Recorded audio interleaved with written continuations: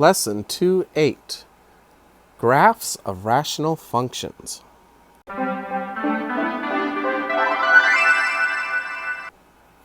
graph functions, it's useful to know the intercepts. To find the x-intercept, you let y equal 0 and you solve for x. But if this is a fraction, the only way a fraction equals 0 is if the top, the numerator, is 0. So we can just make the numerator equal to 0 and solve for x. To find the y-intercept, you just let x equal 0 and simplify. Let's find the intercepts of this one. Alright, so the x-intercept, you let the y equal 0. And that'll only happen if the numerator equals 0. So we'll add 1, divide by 3, and square root. Don't forget the plus and minus when you're square rooting. So that is 1 over the square root of 3, but we can't leave it that way. We have to rationalize it. So it'll be the square root of 3 over 3. Plus and minus. For the y-intercept, you let x equal 0. Wait, we can't divide by 0.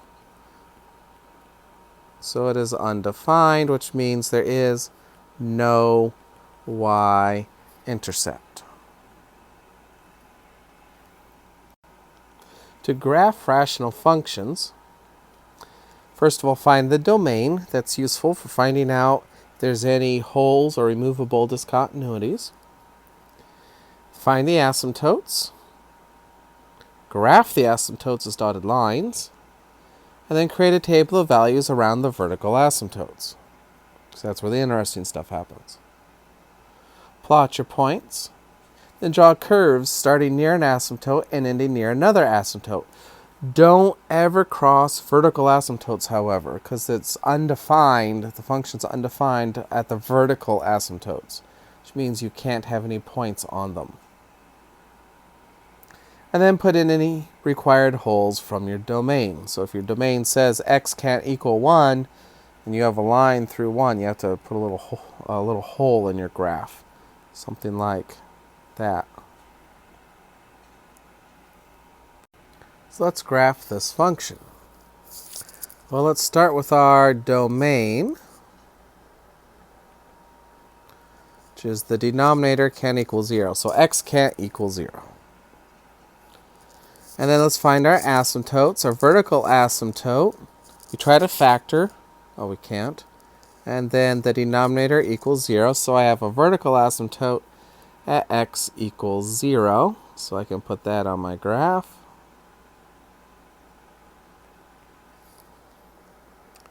Horizontal asymptote, degree of the numerator is 2. The degree of the denominator is 1. N is greater than d. So there is no horizontal asymptote.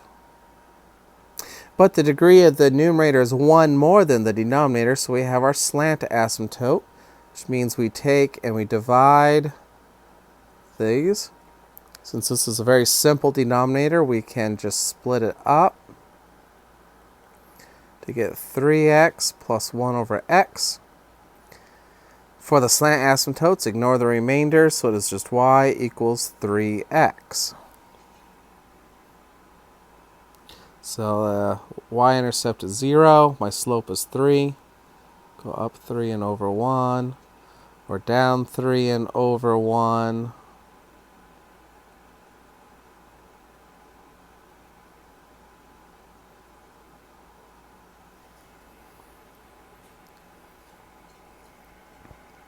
And then we need a table of values.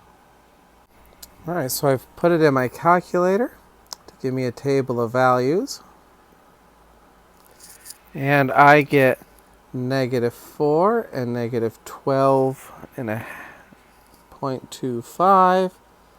-3 is -9.33. Negative 2 is negative 6.5. Negative 1 is negative 4. 0 is undefined because that would be dividing by 0. 1 is 4. 2 is 6.5. 3 is 9.33. And 4 is 12.25. All right, 4 and 12.25 doesn't show up on here, but negative 3, negative 9 and a third is there. Negative 2, negative 6.5 is about right there. Negative 1, negative 4. 1 and 4. 2 and 6.5. And 3 and 9.33. All right, so we're going to go along the asymptote through my points and then back down by the next asymptote. Through the points, curve around by the next asymptote. You cannot cross the vertical asymptotes. Finally, check your domain. X doesn't equal 0. Did I graph anything through x equals 0? Nope. So there's our graph. Let's graph this function. So I'm going to start by finding our domain, which is the denominator doesn't equal 0. Let's see if we can factor this. To get the x squared is x and x. To get the negative 2, it might be plus 2 and negative 1, which adds up to our positive 1x. Then each of those equals to 0, or not equal to 0. So I get x cannot be negative 2 and x cannot be 1. So I'll have to remember that. And then we need to find our vertical asymptote. To do that, we take our function and we factor it. Of course, we already factored the bottom. And see, does anything cancel? No, nothing cancels. So we just take our bottom equals to 0. So each factor equals to 0. So x is negative 2 and x is 1. So I can put that on my graph. X is negative 2 and x is 1. Horizontal asymptote. The degree of the numerator is 1. The degree of the denominator is 2. So n is less than d, which means it is y equals 0. So I can put that one on.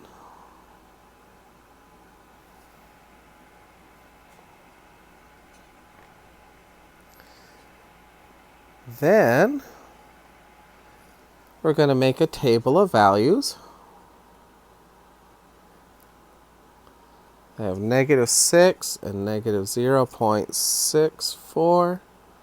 I have negative 5, negative 0.83, negative 4, and negative 1.2, negative 3, and negative 2.25, negative 2, and undefined. That's part of the domain, right? Negative 2. Negative 1 is 1.5. 0 is 0. 1 is undefined. And 2 is 1.5. 3 is 0.9. 4 is 0.67. 5 is 0.54. And 6 is 0.45. So go ahead and graph all those points.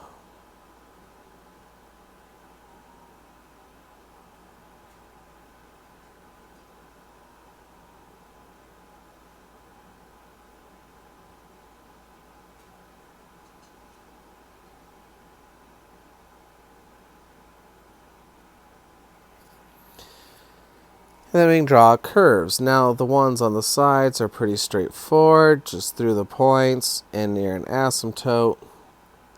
Go through the points, curve to end near the asymptote. But what's happening in the middle? So for the middle,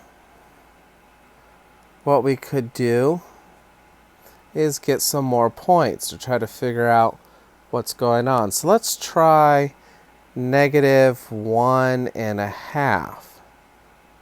So if I substitute in -1.5, I get 3.6. What about right there? If I try -0.5,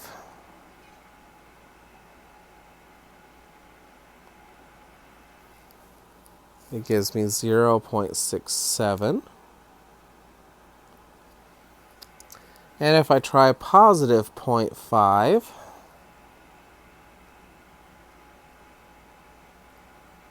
it gives me -1.2.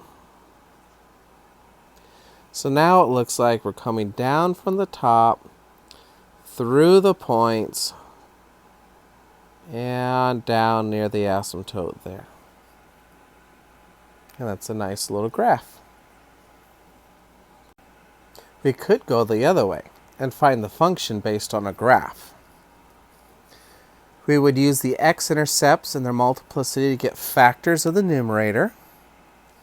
Remember, if it crosses the x-axis, the multiplicity is 1 or 3.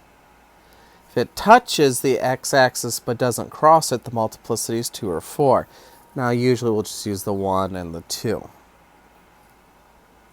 Use the vertical asymptotes to get factors of the denominator. If one end goes up and one end goes down, the multiplicity is 1 for that factor. If both ends go the same direction, the multiplicity is 2. And then you use any other point to get a stretch factor, A. So let's find this function. Well, the first thing is looking at the x-intercepts. We have -2. So it would be x minus a -2. We have a 1, so it would be x minus 1. And that's it. So those are factors of our numerator.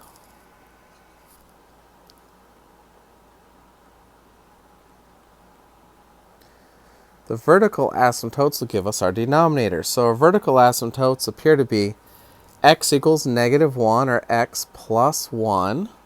So we have the -1. It's x minus a -1. And x minus 2. That's our denominator. So our function will be f of x equals our scale factor a, the numerator, and the denominator. All right, one thing I didn't check though is multiplicity. For the x-intercepts, the graph crosses. So the multiplicities are each 1.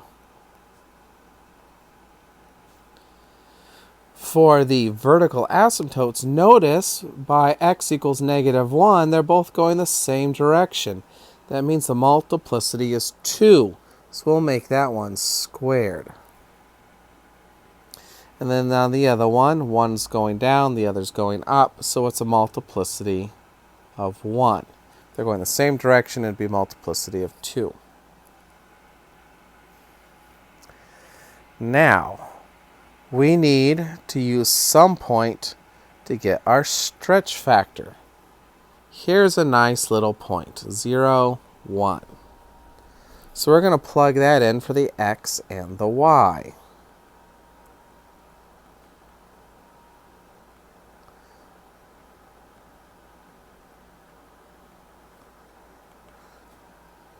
So on the top, it looks like we have 2 times the negative 1. On the bottom, it looks like I have 1 times the negative 2. So those cancel, so a is 1. So our stretch factor is 1. Therefore, our function is 1 times x plus 2, x minus 1, over x plus 1 squared, x minus 2.